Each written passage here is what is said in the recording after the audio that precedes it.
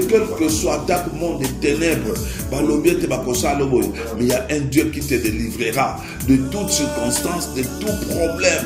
Oyo, diable, il y a quelqu'un, Dieu est notre délivrance. Il a fondé son espoir à Dieu. Parce que les Camerounais sont pour fonder espoir dans Nzambe. Nzambe à côté, il ne te laissera pas. Il va te soutenir. Bien-aimé dans le Seigneur. 54 verset 4. Et lui croyait que il aman il faut te prendre ton moment yo frère en Christ vous allez détruire œuvre ensemble ba œuvre ya Satan tozana yango kaka quelle est la place o ya yo osala po yenda kela kiyo ayebi ala ngati tozo exemple d'un architecte tant concevoir plan na dans concevoir la construction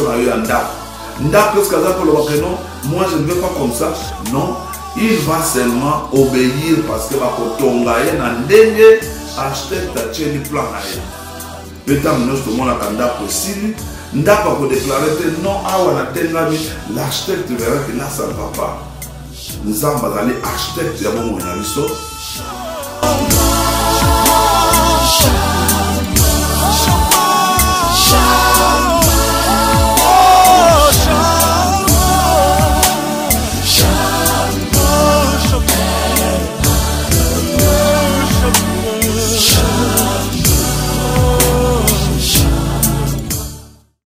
Bienvenue dans le Seigneur, Shalom.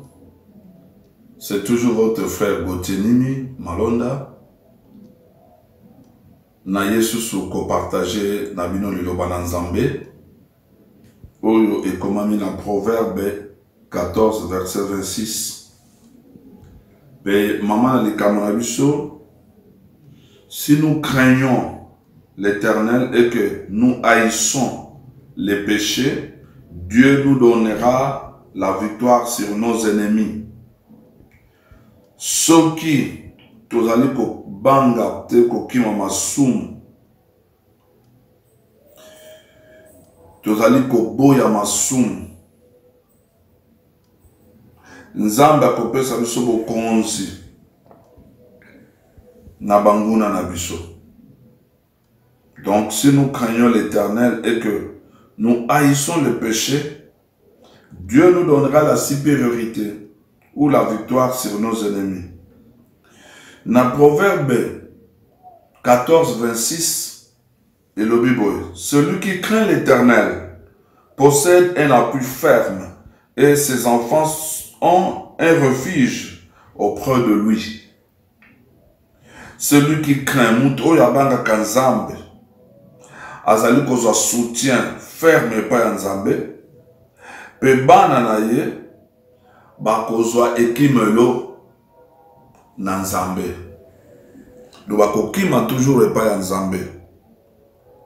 Donc awa tungete kobanga Nzambe. Pote Nzambe azala appui na biso, esengela ki tobanga to boya masumu, to yina masumu. Wana tokozwa lipamboli na biso na bana na biso.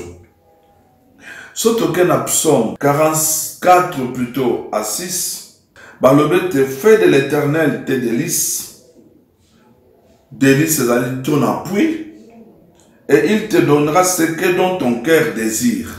Zwa Nzambe comme appui na yo, ye akope so o nyonso motema na yo elingi. Je voulais que nous puissions méditer sur l'histoire de l'Olenge Toyoraki ya Mardoché.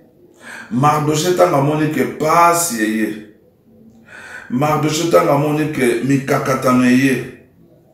Bazalaki na choix mosusu te. Choix na bango ezalaki ya kokangama epa na Nzambe. Na nzela na losambo. Yango wana elongisaki bango. Bien-aimé dans le Seigneur, kangama na Nzambe. Tozu exemple mosusu ya Job. Job azalaki intègre, correct et craignant Dieu, mais riche. Il n'avait pas trahi son Dieu malgré ces dures épreuves au Yazalaki na yango. Et tout autour de lui, il y avait des instruments. Oyo, ba utilisaki pour na kobundisa bango, pour na kobundisa ye, ezalaki ba camarade na ye, pe mwasi na ye. Mais tout le monde était Job azalaki ferme pour ayebaki o nzamba azalaki kati na ye. Il n'a pas voulu ko mipesa ko zongisa lolenge batu balingaki mwasi na lingaki afinga nzambe. Lokola azalaki ko kima masumu aboyaki ko trahir nzambe na nzela ya koeba koloba mabe na nzambe parce que akomi na pasi. Nzambe wana alongisaki devant banguna na ye. Oyo nguna na ye mwasi ne pa komaki munguna na ye. Bakamarade bakomaki banguna na ye. Pe tomoni akati na Bible pe ba Mardoché lolenge moko nzambe alongisaki bango. Parce que babandaki kobanga nzambe. Baboyaki masumu. Bakangamaki na nzambe. So total comme était Job, autant que na Job 2:9, autant que na Job 2:8-22, autant que na Job 33 de 1 à 22. Malgré ça, Job n'a trahi Dieu après que ces dures épreuves. Dieu l'a élevé davantage na bomo inaye. Malgré nous, c'est là que comme abandaki ko banga nzambe. Aboyaki ko trahir nzambe. Malgré maloba nyonso mwasi na loba ki ba camarade baloba ki finga nzambe loba boye ye akangamaki na nzambe parce qu'il craignait Dieu. Aboyaki ko trahir nzambe pe nzambe wana alongisaki ye.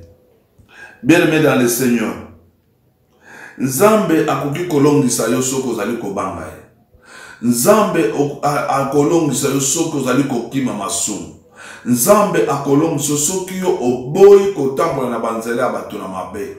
Nzambe akolongisa yo soki yo otie bomoi na yo mobimba na kotalelaka nzambe. Nzambe azali favorable pour la mission. Nzambe alobiete, il est prêt à nous sauver. Il est prêt à nous aider. Il est disponible pour la mission. Mais c'est là qui tozala kati na kobanga ye, kati na kotosa ye, kati na kosalela ye. Ndeko na ngai, est-ce kobanga kanzambe?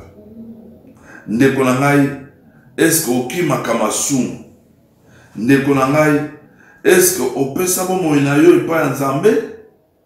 Na lingi ete opesa bomoi na yo epai ya nzambe, na lingi ete okima masumu, na lingi tozala na bobangi na masumu. Tala tangu nyonso tokokoyaka na masumu tozali ko décevoir nzambe, tozali ko chuba Jésus-Christ makonga na motema, azali ko ganga po azondima te pio moto kosala bo oyebi liloba, oteyaka liloba, oyokaka liloba, mais toujours ozali kati na banzela na mabe, ozali kati na nzela masumu, ozali na crainte ya kokima masumu te. Il y a beaucoup de gens qui se disent na kosenga pardon.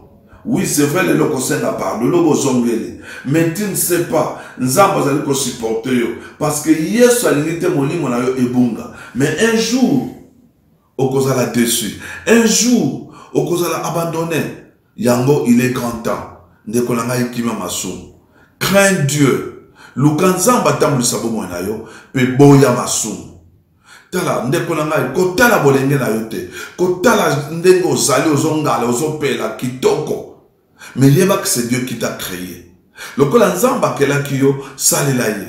Boto na pesa ki yo po sala kamasumu te. Po sala ka ekobo te. Po okene na banzela mabete. Mais boto na pesa ki yo po osalela ye. Po taza na plan merveilleux kati na bomoi na yo. Est-ce que okima kamasumu? Est-ce que obanda kamasumu?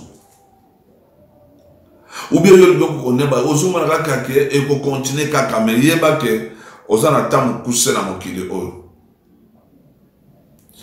Tout est vanité de vanité.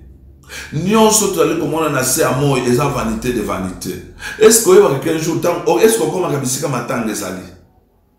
Omona kandenge ni. Est-ce que kenda kana ba hôpital tali bato bazalaki muta kitoko mutu monene akondenga komi.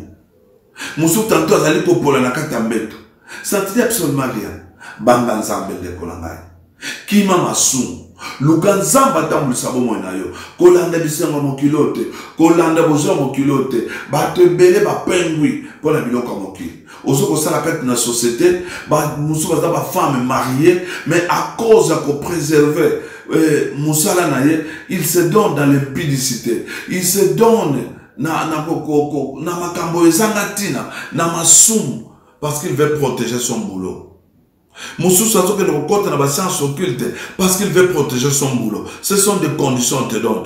Or, il ne faut jamais trahir Dieu. Banganzambe. Moussou Sazo que le putain na mono konaye. So ka lobi li kamboza le kanse ya solo. Banganzambe. Crains Dieu.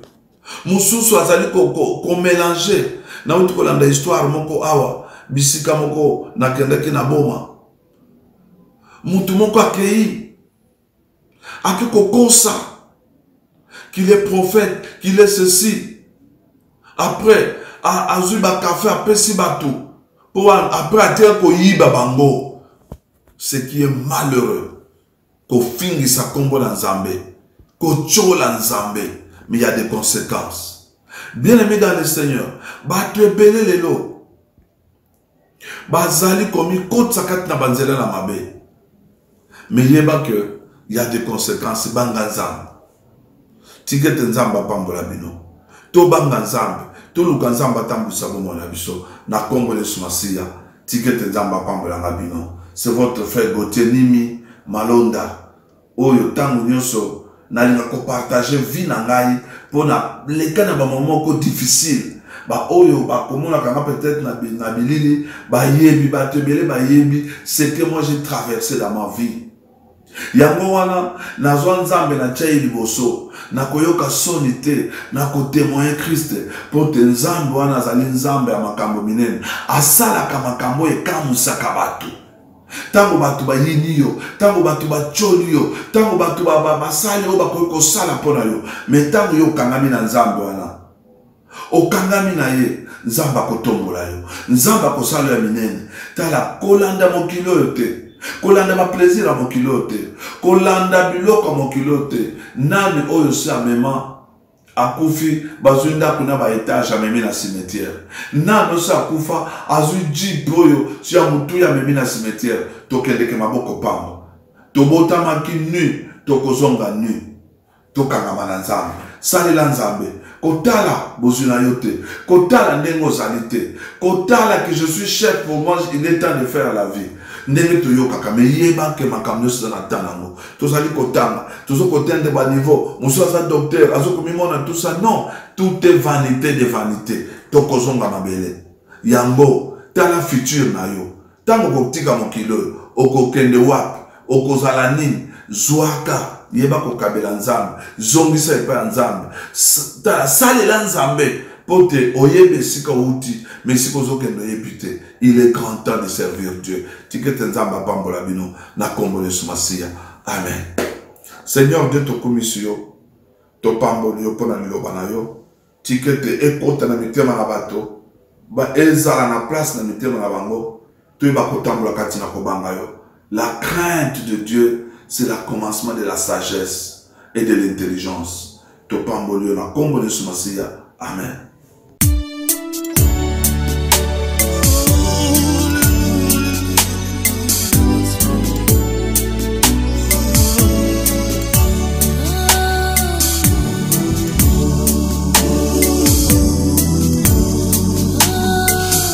Quel que soit dans le monde des ténèbres, mais il y a un Dieu qui te délivrera de toutes circonstances, de tout problème.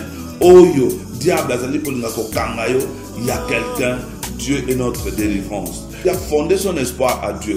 Parce que les Camerounais sont fondés espoir dans Nzambe. Nzambe à côté, il ne te laissera pas, il va te soutenir. Bien-aimé dans le Seigneur. Il faut 54 verset 4. Et lui croyait que Yé Aman, il faut te prendre ton moment. Yo frère en Christ, vous allez détruire œuvre ensemble, pas œuvre en Satan. Tozana yango kaka. Quelle est la place où il y a yo? Au sala, pour y aller là qui yo, aïe bio à la location. Tous exemple d'un architecte, tant va concevoir plan là, tant va concevoir construction là yo anda. Nda qu'est-ce que ça pour le non? Moi je ne veux pas comme ça. Non, il va seulement obéir parce que va kotonga ye na ndenge architecte a tenu plan là. Peut-être nous tout le monde a kanda possible. Ndako pour déclarer que non, l'architecte verra que là ça ne va pas. Nous sommes allés architecte, il y a mon